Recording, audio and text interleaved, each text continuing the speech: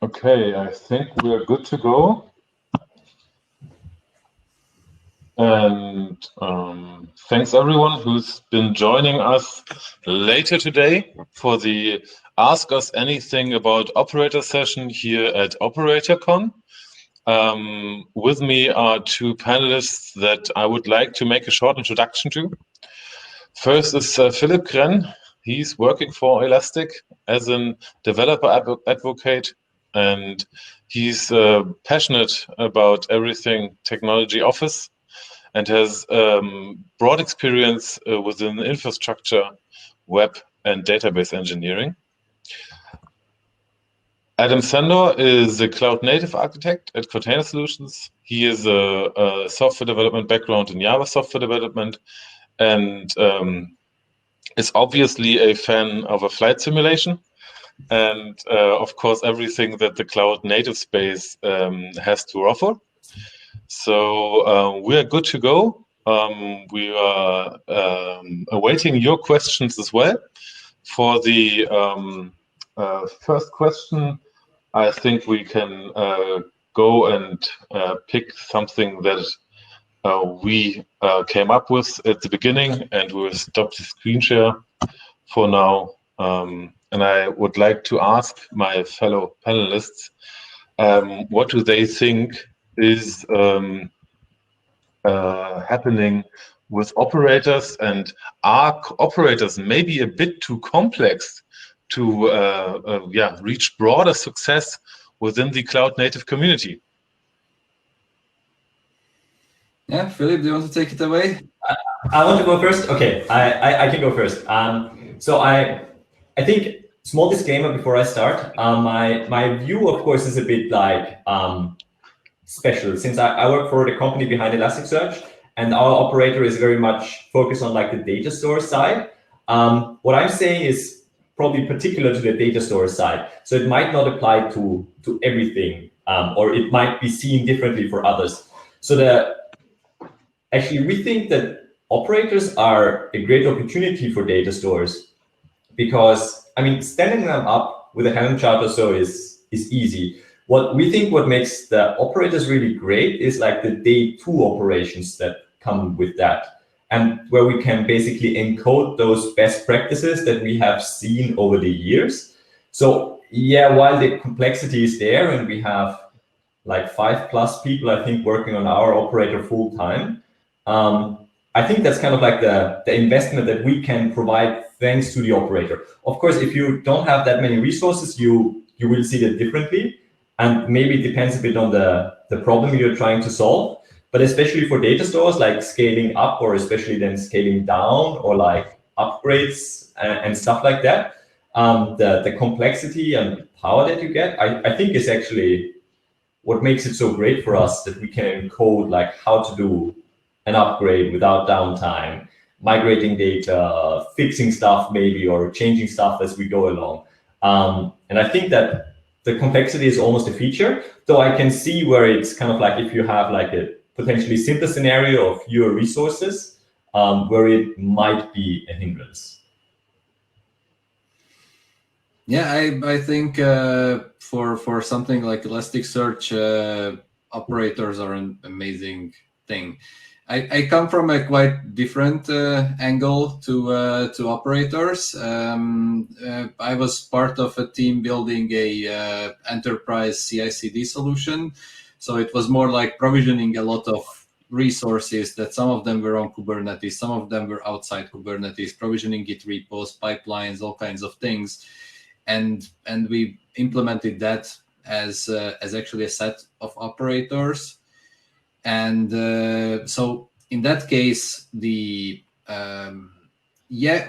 those operators was complex. So it is definitely a big challenge. So I don't know at this point whether operators will ever become a mainstream thing in the cloud native space, because, and by mainstream I mean people building operators for their own applications. Right, because for things like Elasticsearch that have a huge user base and have complex management requirements, it's a clear win. I don't think there is any question about that.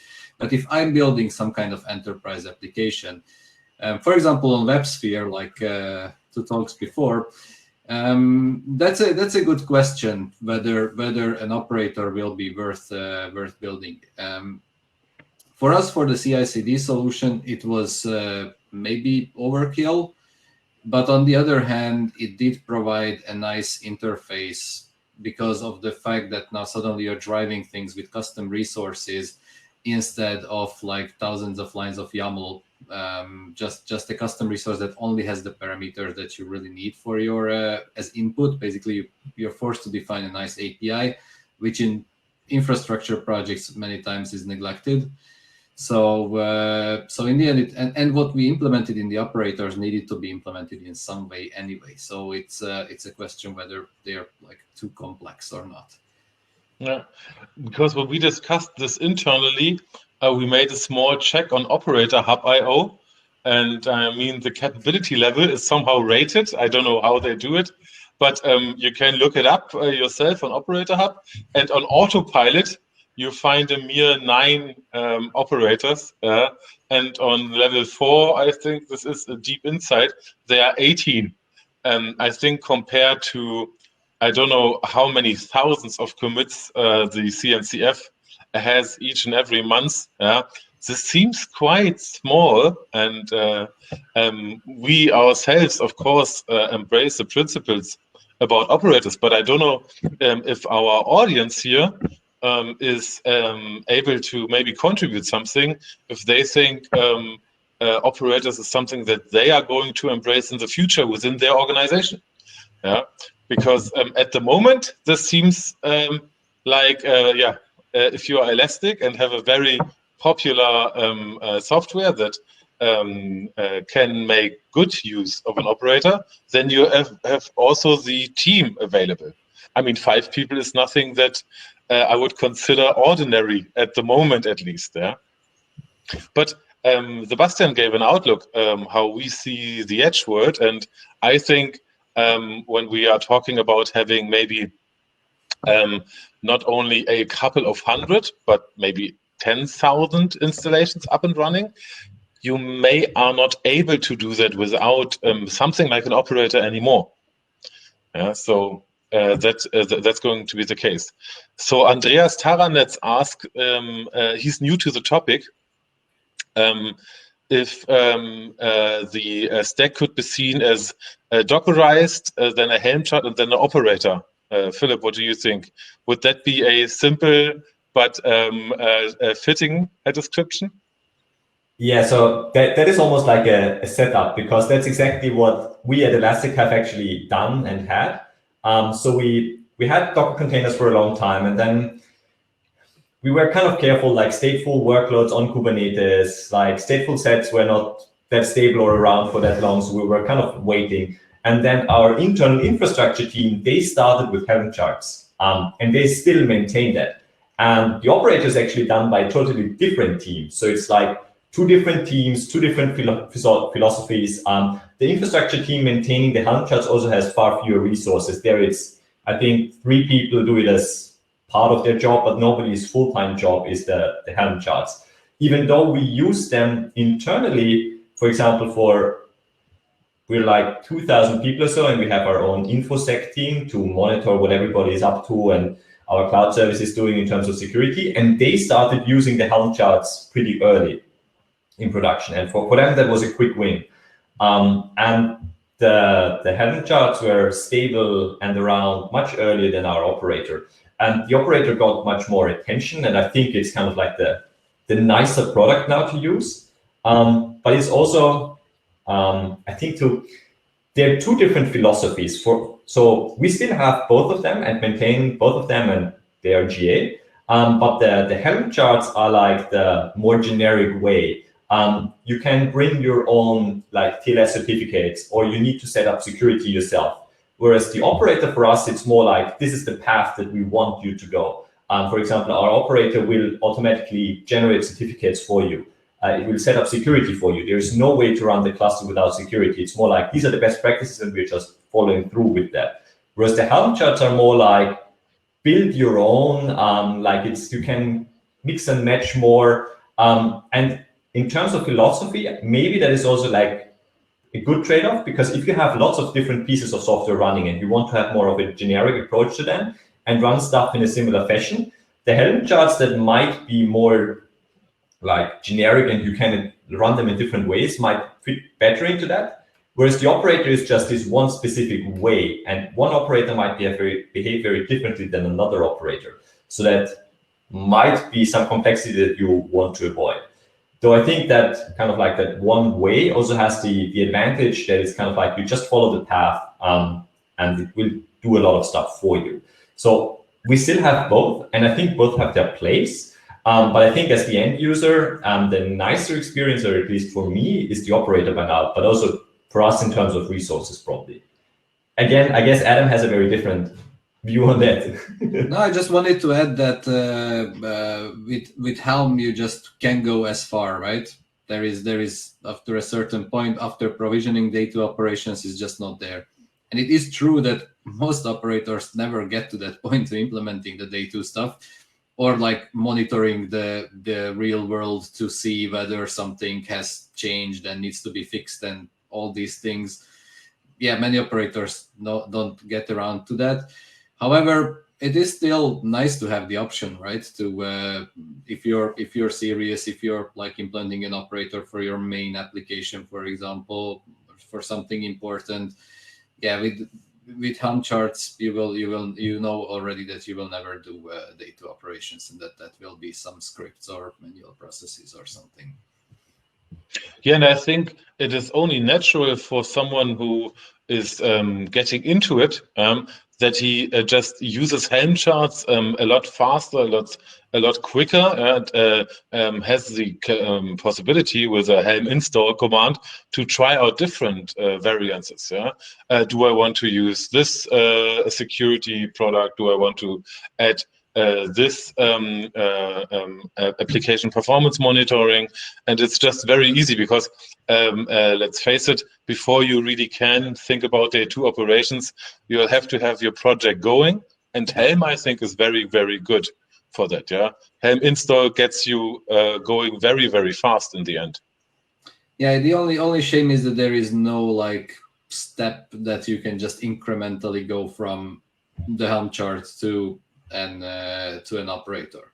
So maybe a Helm-based operator is actually a nice thing, but even there, you can't just add logic to it later because it's a Helm-based operator. So everything is Helm charts. Yeah, an upgrade path from Helm to operators, that would be great.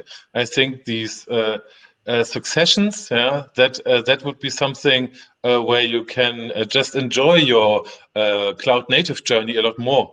Yeah. But then you are stuck. Hard end, dead end. Now you have to switch to the more complex operator. You have to find 5 people that are capable of writing an operator and maintaining it. Yeah, that's you have not learned, right? You have spent a ton of time. Let's say you already end up with like 1,000-line Helm chart, and you have learned nothing about operators. So it's going to be a whole new world suddenly where you have to, and maybe what you need to implement is just a small thing. That's the thing actually where I felt very safe with operators, that we actually mostly implemented for the CI/CD system. We implemented provisioning. So yeah, it was not a fancy operator doing really day 2 stuff and so on, but just that option, that you have this code that is already running on the cluster, and whenever you need a small day 2 thing, something that needs to be monitored all the time, there is the place to just add that code in there. You're already putting it into the existing system and not having to now invent something completely new. Yeah, which actually is a good example. Sorry to continue this, but it just occurred to me that we actually had to do that with our original provisioning, created environments from Jenkins pipelines for like feature environments, and then we had to somehow delete them. Now we had to make a continuously running program, kind of an operator, a pod that was all the time running on the cluster and monitoring whether these environments had to be deleted, because that couldn't be done from Jenkins pipelines. And now, there is that one pod running, just doing this one shitty little thing, while everything else is provisioned completely differently. It's kind of not a great situation. Yeah. And Florian Dudet, I hope I pronounced his name correct, asks, how about Kube Builder versus Operator SDK? Do we have any opinion on this part? I don't. So I can't help you with that. If there are no more questions, then maybe we'll have something from the back of our sleeves. What do you think? I mean, we are now at Kubermatic. We're using Kubernetes to run Kubernetes. But in general, how far are we off from systems running systems? If we have a small outlook, we'll struggle with a broad adoption of operators. But what do you think? Are we far away from this principle? And what does it take from your point of view? I'm not sure I understood the question, Sascha. Let me rephrase it. When we think about operations automation, what is the how far are we away from systems running systems, so that we really don't need to look at it anymore? I mean, right.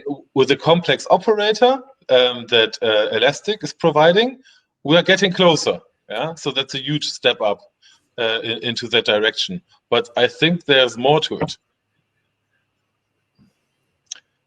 Are you alluding to the buzzword AIOps? Yeah, without using it, AIOps would be the best word. Yeah. Yeah, because that's. I need to be very careful because I think we probably start to embrace that somewhere, but I'm pretty critical of AIOps. I think that's a lot of promise and it's not really delivering yet. There are a lot of things you can build into an operator. Like, for example, for us, scaling is something that is interesting and relevant, but that's still not AI or so. You have some I don't know, calculation or some threshold. And once you cross that, you will scale up or down. And I think AIOps is kind of like this overpromise of things.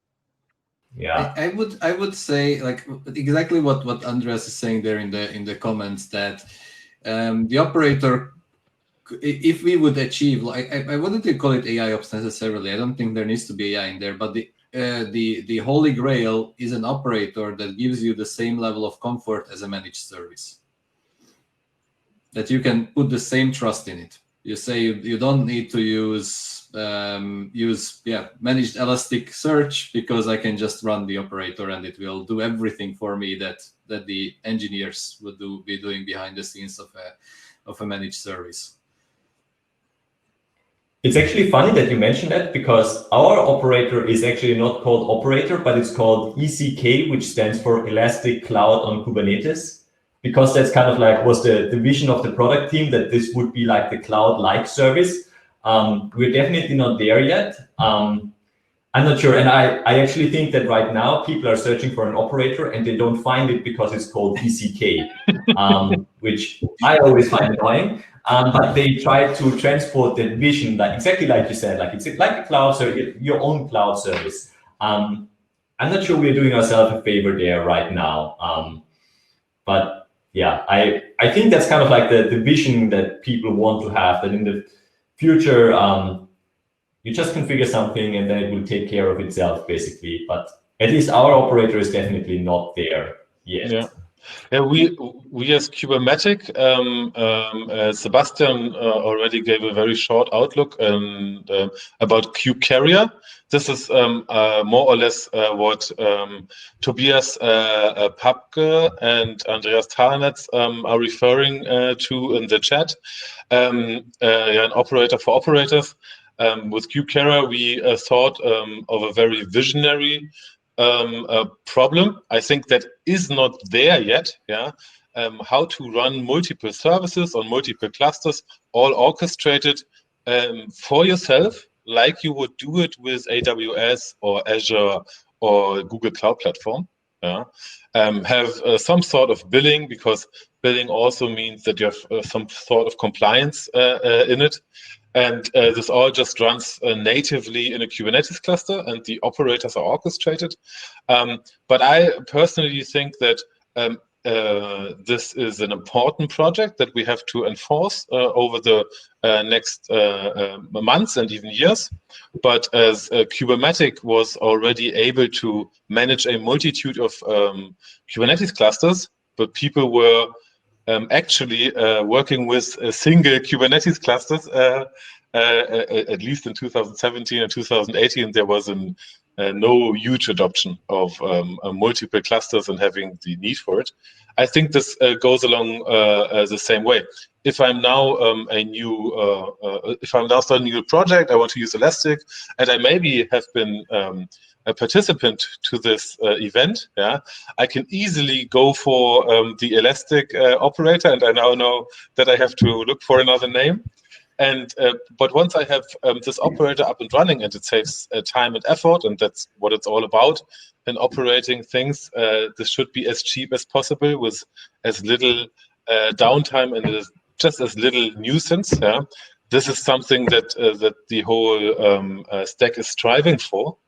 I had a very interesting talk, and that's a little spoiler.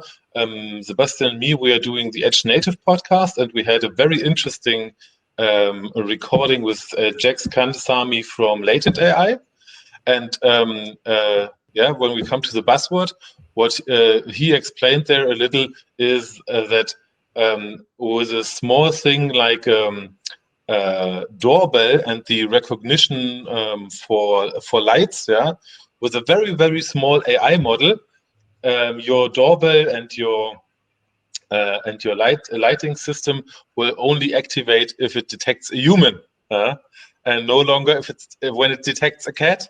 So maybe we are not that far off from adding a little bit of AI magic into those things, but who knows? And yeah, an operator updating itself, that I don't think is possible, but that's the whole idea behind KubeCarrier, that you have a centralized operator management, and even a bit more specific, that you have a special service cluster where you, for example, operate your high performance Elastic, because you will have additional requirements for storage, yeah, and maybe even network capabilities, and that you know when I request the Elastic service, this is also on a special Kubernetes cluster that has virtual machines with direct storage or things like that attached. Yeah. So that's more or less the general idea, but I don't think the market is there yet for a broader adoption, but we will get there. There is Operator Lifecycle Manager from Red Hat, right? I've never tried it, but I think that kind of comes from that idea of like, yeah, how do you initialize operators? How do you, yeah, the operator manages the application, but how do you manage the operator managing the application? Yeah, and yeah, when Elastic already says that they put huge effort in it, yeah, we already know that there needs to be effort as well. But maybe the one-to-many relationship we can continue to embark on. Just another question that also always comes to my mind when I think about such topics is the tool more important or the usage of it? Yeah, it's a very general question, but a tooling is a very, very cumbersome discussion sometimes, and that's what I would like to know, what you and the audience think. Do you just need to squeeze everything out of the tool you have, or should you go for and look for another tool that might suit you better? In which scenario exactly?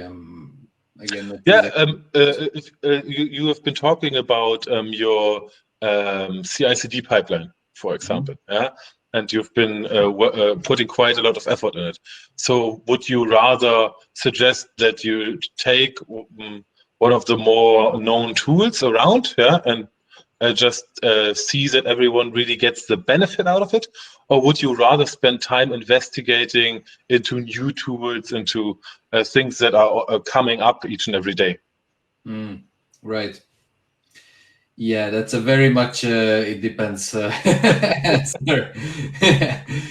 Let's say in our case, this was like a massive enterprise project, so it felt much safer to build it from known tools and like cobble them together, hook things together in a modular way. So we know because we have no idea at the point when we start the project how things need to work at the 2 years down the line.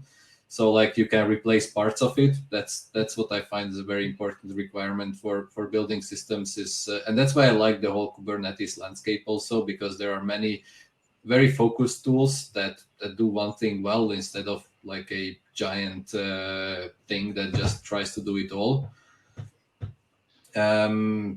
Yeah, and then you can actually play more with new tools when you have modularity, and you can you have GitOps, let's say, and you're syncing to your cluster with Flux or Argo CD, and the new tool comes that does the same thing but somehow differently, and you can just plug it in and try it without upsetting your whole other parts of your CI/CD system, for example. That's what really helps. I think if you have a good intuition when to stick to the current tooling and when to look for the new tools, if you're doing that well, I think that entire 10x engineer is kind of like a false approach. But that's one of the things I think that sets apart like very good engineers from maybe less good engineers. If you have like a good intuition when to go which way or which path, because that will hopefully save you a lot of time down the road, even without like doing so much today. It's just like seeing like where will this end up and what might be the right path to that. Mm-hmm. So you think anticipating problems maybe is the real quality that you have to have in this particular case? Yeah, I think that decision making is like, I mean, of course, like it's always this anticipation is always very tricky. But for those who make like more of the right decisions, I think that will be a big advantage for you, rather than you either kill yourself in unnecessary complexity today, or you will end up in like a dead end later on. Like if you can avoid those as much as possible, I think you will win a lot. But there is no general recipe for that. Yeah, and Andreas Taradets in chat pointed out that we should have more simple tools. And from my perspective, I would go with what Ádám pointed out and Andreas pointed out. If you really have a modular system, yeah, where you maybe don't have the optimal answer yet for a specific task, yeah, or specific problem, but you can somehow work with it, yeah, and work around it.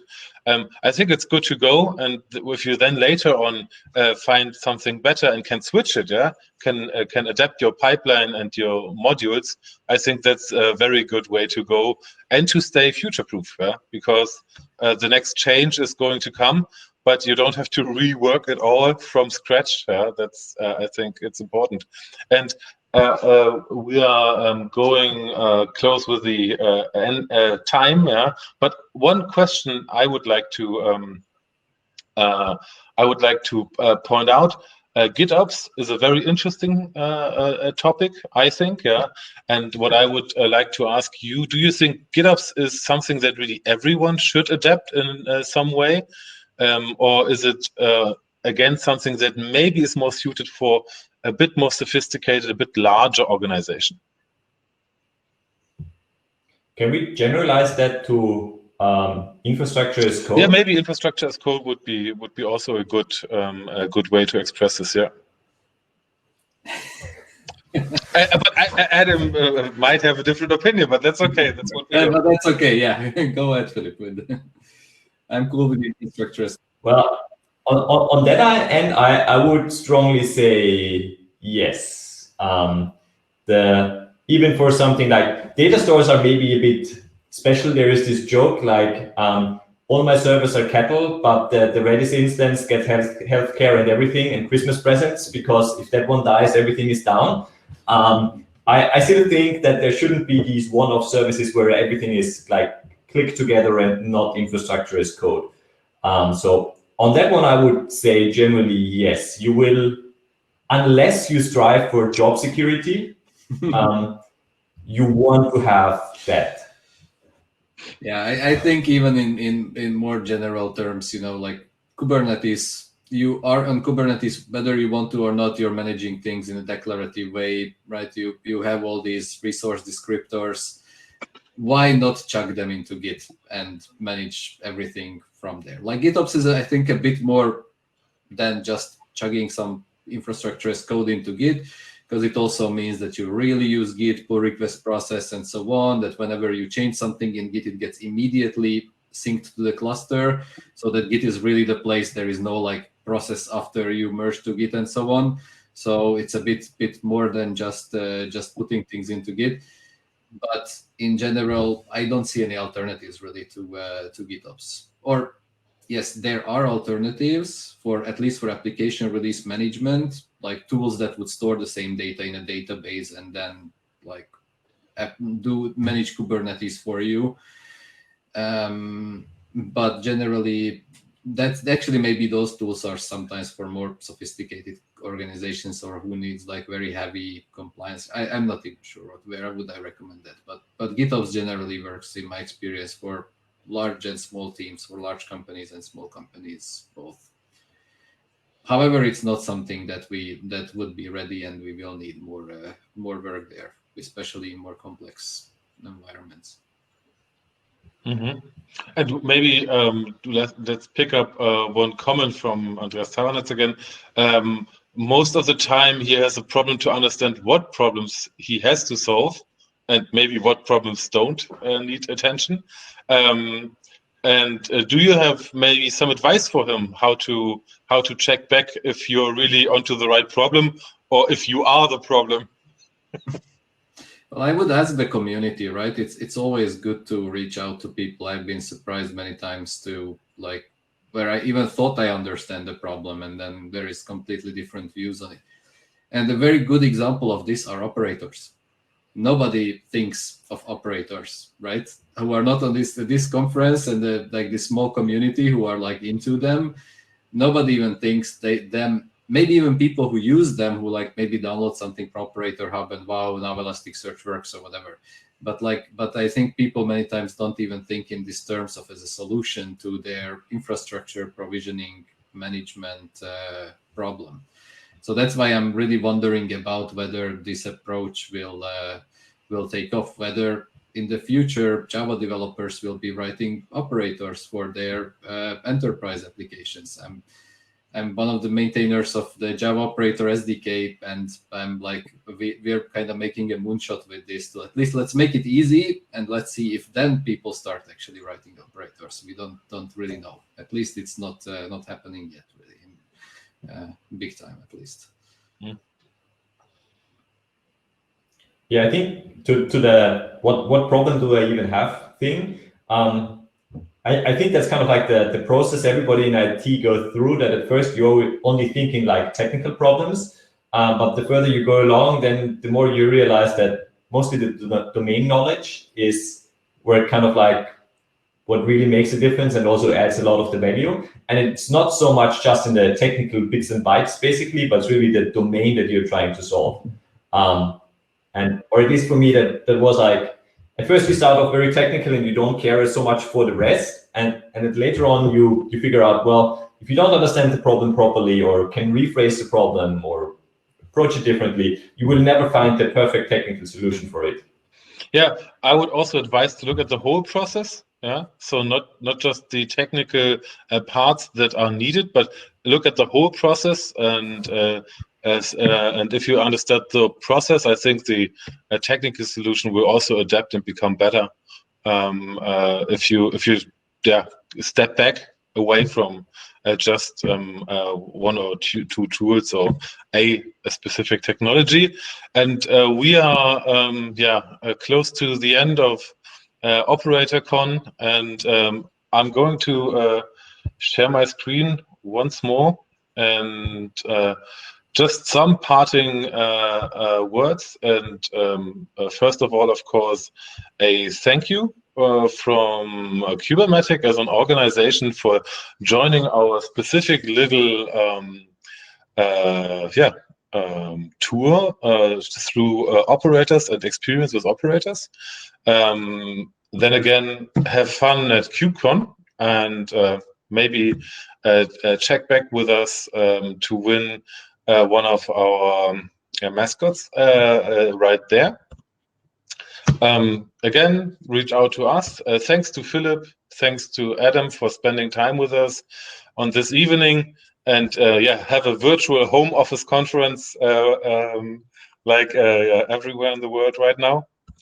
And I think that's it. Bye-bye, and have a nice evening. See you soon. Thanks a lot. Bye-bye. Yeah, goodbye, guys.